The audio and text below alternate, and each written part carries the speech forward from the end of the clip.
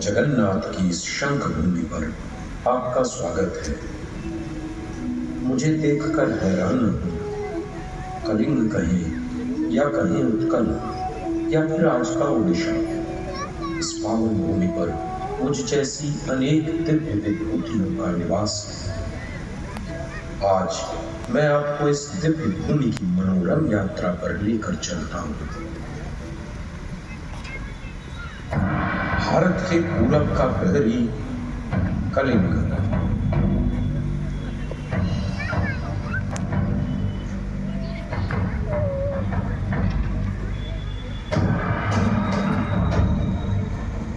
यह क्षेत्र कभी पूरे हिंद महासागर में भारत की सुरक्षा ही नहीं, अपितु भारत के समुद्री व्यापार का भी केंद्र था। इस क्षेत्र पर अनेक राजवंशों का आधिपत्य रहा, परंतु सब में सबसे चमकदार थे महामेघवाहन वंश के महाराज खारवेल।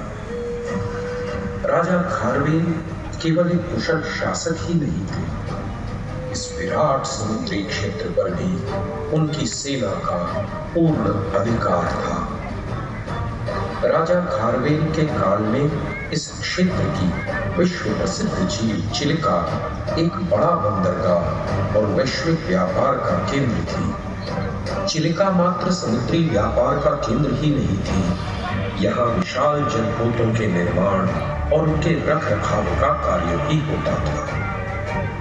इस समृद्ध ऐतिहासिक विरासत के प्रमाण आज भी कटक के मैरीटाइम संग्रहालय में देखे जा सकते हैं।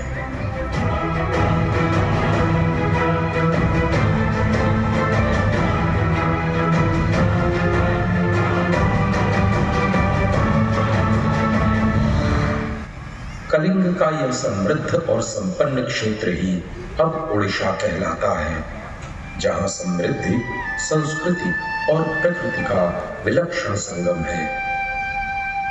ओडिशा की इस अनोखी संस्कृति और समृद्धि का केंद्र है श्री जगन्नाथ। भगवान जगन्नाथ ही ओडिशा के नृत्यों, उसके उत्सवों और उसके संगीत की मूल प्रेरणा है। भगवान जगन्नाथ के नृत्यार्चन का सबसे प्रसिद्ध रूप है गोटिपुआ।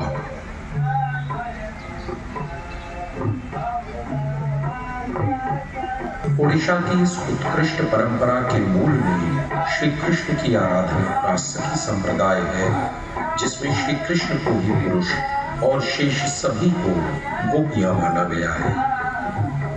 यही कारण है कि इस नृत्य में भाग लेने वाले सभी नर्तक वास्तव में स्त्री वेश में पुरुष ही होते हैं।